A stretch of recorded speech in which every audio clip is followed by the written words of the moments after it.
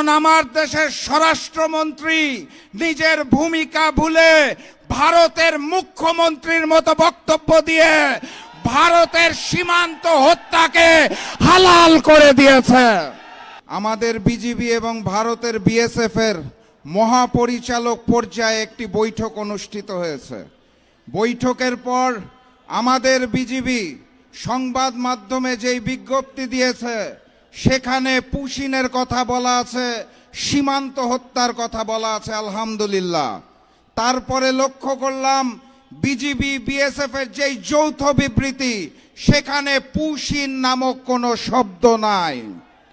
অতীতের বিবৃতিগুলোতে সীমান্ত হত্যা উল্লেখ থাকলেও এবারের যৌথ বিবৃতিতে হত্যা শব্দটি কেটে সীমান্তে হত্যার জায়গায় সীমান্তে মৃত্যু বলা হয়েছে।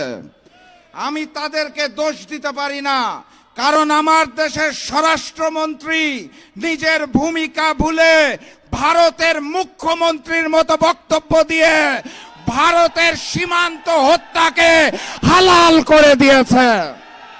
সংগ্রামী সাথী এবং বন্ধুগণ, আজকের যে প্রধান অতিথি এখানে বসা, তার এলাকা খুলনায় মসজিদে ঢুকে গুলি করা হয়েছে। গাইবান্ধাতে বড় বড় মূর্তি তৈরি করা হচ্ছে, মন্দির তৈরি করা হচ্ছে, অর্থায়ন করছেন নাকি একজন এসির মিস্ত্রি। এগুলো কোনো বিচ্ছিন্ন ঘটনা নয়। সংসদে হিজাব নিয়ে কটাক্ষ করা হচ্ছে, পুশিন করা হচ্ছে, সীমান্তে হত্যা করা হচ্ছে।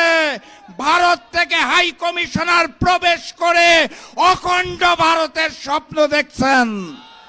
বিচ্ছিন্ন ঘটনা নয়। আমার দেশের সরকার নতজানু পররাষ্ট্রনীতি গ্রহণ করেছে বলে তারা নতুন করে সুযোগ নিচ্ছেন। নির্বাচনের পূর্বে বিএনপি বলেছিল মদিনা সনদে দেশ চালাবে, মনে আছে?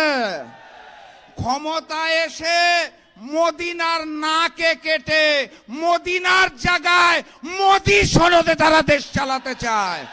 বাংলার মাটিতে মোদি সনদে দেশ চলবে না, আধিপত্যবাদ চলবে না, হিন্দুত্ববাদী আগ্রাসন চলবে না।